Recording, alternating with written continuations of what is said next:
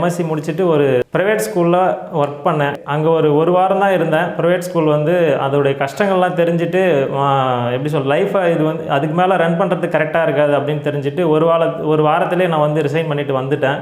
பண கஷ்டம் அந்த மாதிரி சூழ்நிலை வந்ததுனால திருப்பூர் போயிட்டாங்க கிராமத்தை விட்டு. நானும் அப்போ அவங்கள அங்கே போக வேண்டிய சூழ்நிலை ஏற்பட்டுச்சு. டிஎன்பிசி தான் போய், ஏன்னா அதுதான் வந்து வாழ்க்கையை கொடுக்க போகுது. யூத் பேப்பரின் இனிய வணக்கம். மறக்காமல் சப்ஸ்கிரைப் பண்ணுங்கள், பக்கத்தில் இருக்க பெல் ஐகானை கிளிக் பண்ணுங்கள். தேங்க்யூ. வணக்கம், என்னோடய பேர் குமரன். என்னுடைய ஊர் வந்து திருவண்ணாமலை மாவட்டம் செங்கம் வட்டம் சென்னசாமபுரம் கிராமத்தில் தர்பார்பாளையம் என்ற குக்கிராமம். நான் வந்து இப்போது வந்து குரூப் 2 இன்டர்வியூ போஸ்ட்டில் தொழிற் கூட்டுறவு மேற்பார்வையாளர் அப்படின்ற போஸ்டிங்கில் இருக்கிறேன். சூப்பர்வைசர் ஆஃப் இண்டஸ்ட்ரியல் கோஆப்ரேட்டிவ்ஸ் அப்படின்னு சொல்லுவாங்க. ஃபஸ்ட்டு வந்து குரூப் 4ல் விஓவாக இருந்தேன். அதை தொடர்ந்து குரூப் 2 இன்டர்வியூ போஸ்ட்லேயும் பாஸ் பண்ணிட்டு விஓவாக ஒரு 1.5 வருஷம் ஒர்க் பண்ணிவிட்டு இப்போ ஒரு வருஷமாக சூப்பர்வைசர் ஆஃப் இண்டஸ்ட்ரியல் கோஆப்ரேட்டிவ்ஸ் அப்படின்ற போஸ்டிங்கில் இப்போ காஞ்சிபுரத்தில் மாவட்ட தொழில் மையம் கலெக்டரேட்டில் ஒர்க் பண்ணிகிட்ருக்கிறேன். என்னுடைய அப்பா அம்மா வந்து விவசாய குடும்பத்தை சேர்ந்தவங்க தான். பஸ் வசதி கூட இல்லாத ஒரு சின்ன ஒரு குக்கிராமம் தான். கஷ்டப்பட்டு படிக்க வச்சாங்க. ஸ்கூலிங் வந்து பார்த்திங்கன்னா நான் 3வது வரைக்கும் ஊராட்சி ஒன்றிய தொடக்கப்பள்ளி எங்கள் கிராமத்திலே தான் படித்தேன். 4வது 5வது 6வது வந்து பண கஷ்டம் அந்த மாதிரி சூழ்நிலை வந்ததுனால திருப்பூர் போயிட்டாங்க கிராமத்தை விட்டு.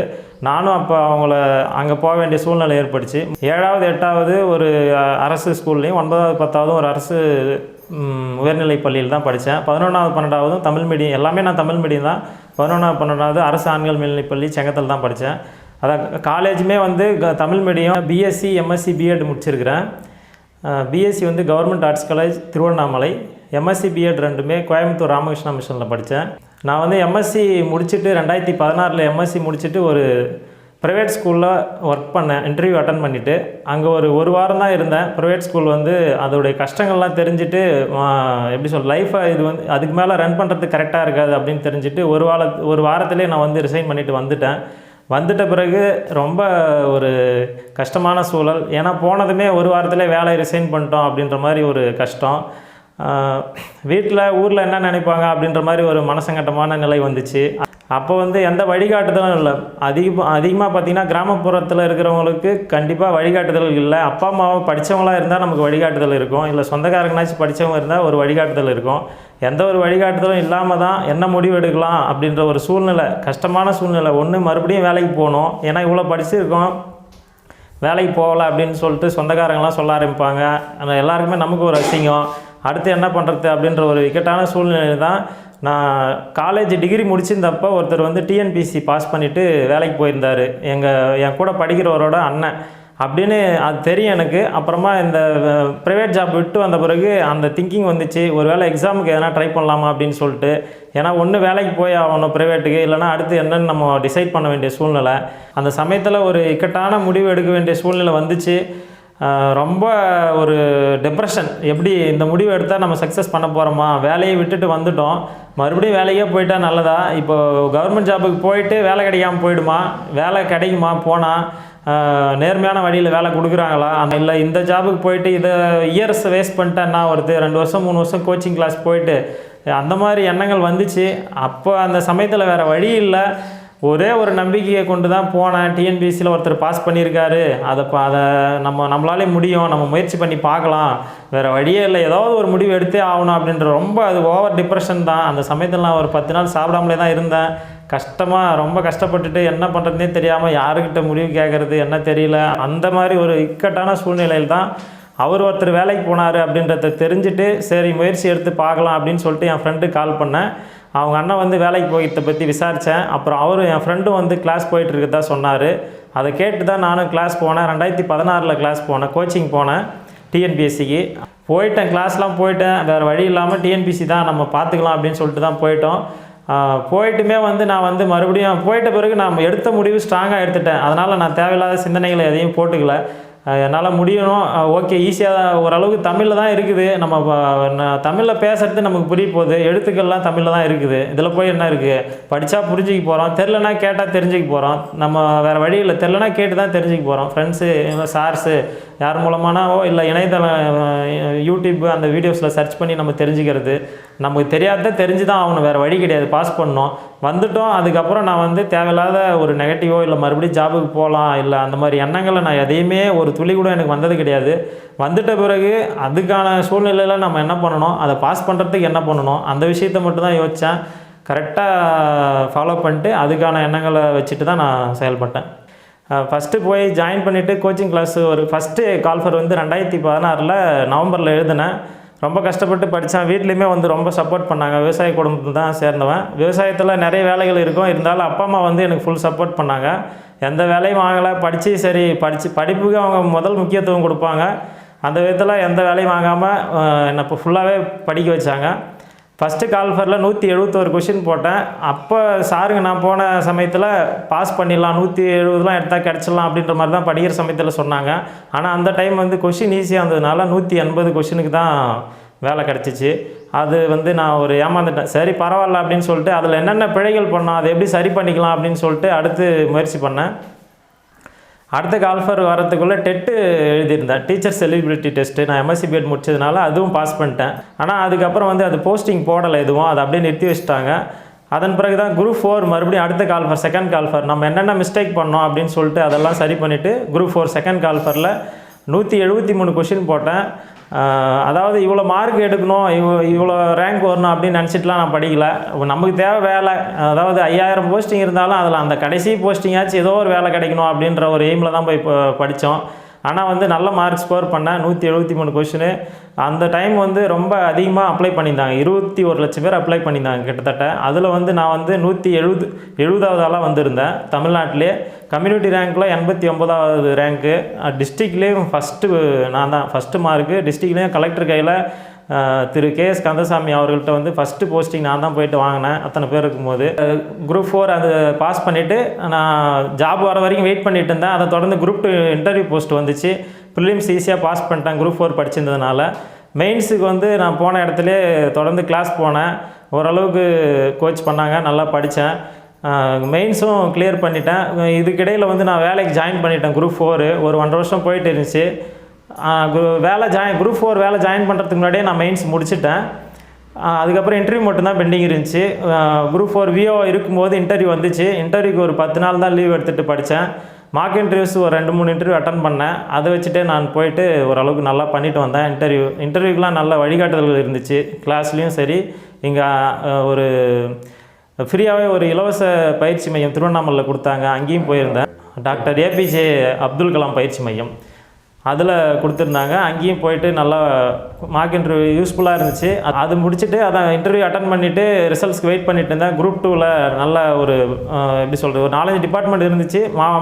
நான் வந்து சூப்பர்வைசர் ஆஃப் இண்டஸ்ட்ரியல் கோஆப்ரேட்டிவ்ஸ் அப்படின்ற போஸ்டிங்கை சூஸ் பண்ணிவிட்டு இண்டஸ்ட்ரீஸ் அண்ட் காமர்ஸ் டிபார்ட்மெண்ட்டில் இப்போ குரூப் 2 இன்டர்வியூ போஸ்ட்டில் ஒரு நல்ல ஒரு ஒர்த்தான சேலரி வாங்கிட்டு இப்போ நல்லா போயிட்டுருக்கு.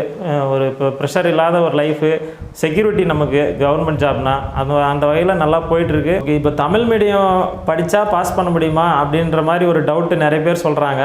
நான் வந்து காலேஜ் வரைக்குமே டிகிரி வரைக்குமே தமிழ் மீடியம் தான். இன்றைக்கி தமிழ் மீடியம் படித்தவங்களுக்கு தான் 20% இடஒதுக்கீடு வாய்ப்பு அதிகமாக இருக்குது. தமிழில் படித்தா ஈஸியாக தான் பாஸ் பண்ணிடலாம். நம்மளுடைய தமிழில் படித்தா தான் ஈஸியாக பாஸ் பண்ண முடியும். நம்மளுடைய தாய்மொழி புரிஞ்சுக்கிறதுக்கு ஈஸியாக இருக்கும். ஏன்னா சொன்னால் நமக்கு புரிய போகுது. அந்த விஷயத்தில் வந்து தமிழ் இங்கிலீஷ்ன்றது ஒரு பெரிய ட்ராபேக்கே கிடையாது. குரூப் 4 பொறுத்த வரைக்கும் ஃபுல் அண்ட் ஃபுல் இங்கிலீஷ் தான் தெரியும், எனக்கு தமிழ் வராதுன்னா அவங்க வேணால் இங்கிலீஷ் படிக்கலாம். தமிழில் படித்தா பாஸ் பண்ண முடியாதுன்றதுக்கு எந்த ஒரு இதுவுமே கிடையாது. இப்போது மெட்ரிகுலேஷனில் படிச்சிருக்காங்க, இங்கிலீஷ் மீடியத்தில் படிச்சிருக்காங்க, தமிழ் மீடியத்தில் படிச்சிருக்காங்க, அந்த மாதிரி எண்ணங்களை நீங்கள் போட்டு குழப்பிக்காமல், நான் வந்து ஒரு அரசு ஸ்கூல்லே தான் படிச்சுட்டு வந்தேன். அதே மாதிரி நல்லா ஒரு படிக்கிறதுக்கான வாய்ப்புகள், ஆங்கிலத்தில் படித்தாங்க, நல்ல ஒரு வசதியோடு நகர்ப்புறங்களில் படிக்கிறாங்க.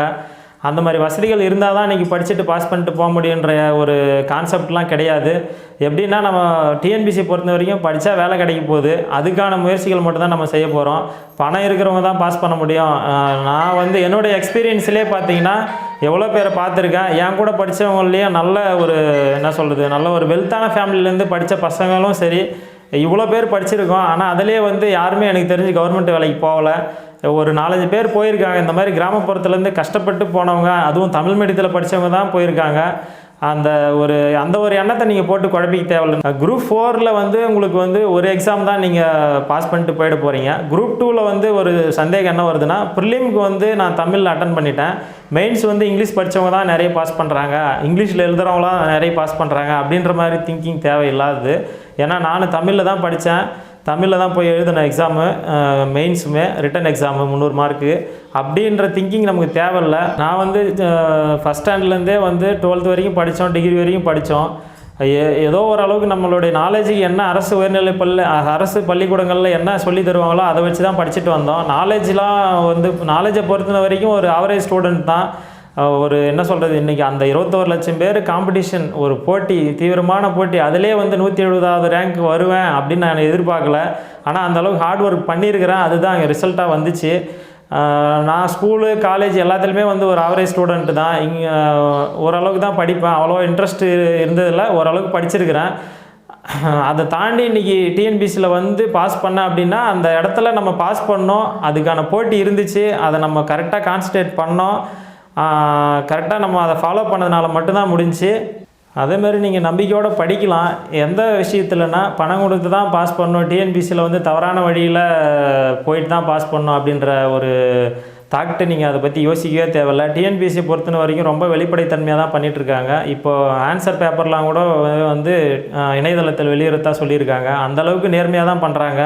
எப்போயோ ஒரு டைம் நடந்த தவறுக்காக நீங்கள் அதை போட்டு மனசில் குழப்பிக்க வேணாம். நான் ஒரு சிலர் வந்து கேட்பாங்க, என்கிட்ட கூட அதை பற்றி நெகட்டிவாக பேசியிருக்காங்க. நான் படிக்கும் போதே கூட காசு கொடுத்தவங்களுக்கு தான் வேலை கிடைக்கும் அப்படின்ற மாதிரி. நான் அதுக்கு என்ன ரிப்ளை பண்ணுவேன்னா, ஒரு வேளை ஒரு 1000 போஸ்டிங் வருது, ஒரு 100 போஸ்டிங் கொடுக்குறானே வச்சுக்கோங்க, அந்த 900 போஸ்டிங் இருக்குல்ல, அதுக்காக நீ போராடு, அந்த 100 போஸ்டிங் போனால் கூட போட்டோம் அப்படின்னு தான் நான் சொல்லுவேன்.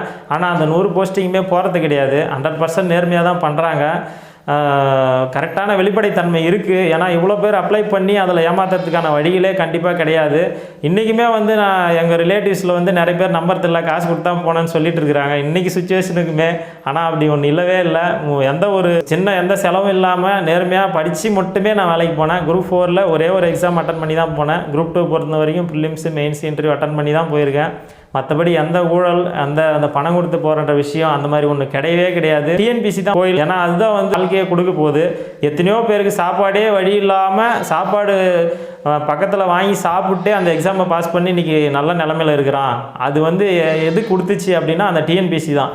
அதனால் டிஎன்பிசி தான் கோயில். அந்த மாதிரி நீங்கள் அதை எடுத்துக்கணும். அது நெகட்டிவான தாட்ஸை நீங்கள் மண்டையில் ஏற்றிக்காதீங்க தேவையில்லாமல். எத்தனையோ பேர் படித்து பாஸ் பண்ணியிருக்காங்க. எவ்வளோ பேர் நீங்கள் இன்றைக்கி யூடியூப்பில் எல்லா இடத்துலையும் கேட்குறீங்க, நியூஸில்.